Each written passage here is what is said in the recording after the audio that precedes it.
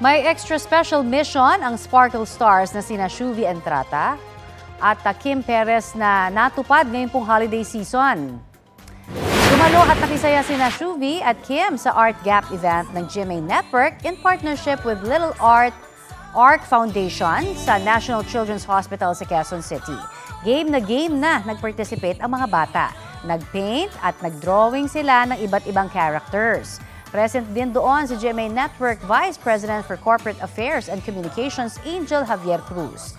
At Butch Bustamante na founder ng Little Arc Foundation. Ang Art Gap ay 23 years nang ginagawa ng GMA na layong maging platform para ipakita ang creativity ng mga kapuso at maibahagi rin ito sa mga komunidad. Kaya po kami tinawag na Kapuso ay gusto namin, ito ang ginagawa namin,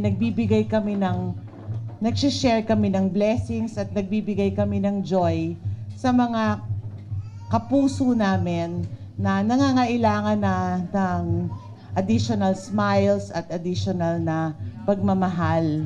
This is the first time na ginawa ito ng GMA with National Children's Hospital and in partnership with Little Arc Foundation. So we're very happy and fortunate to be part of it as well. Artists, meron kaming platform to help other people. Hindi lang naman financial din yung tulong. At least bigyan natin sila ng kasiyahan na now is the time to help.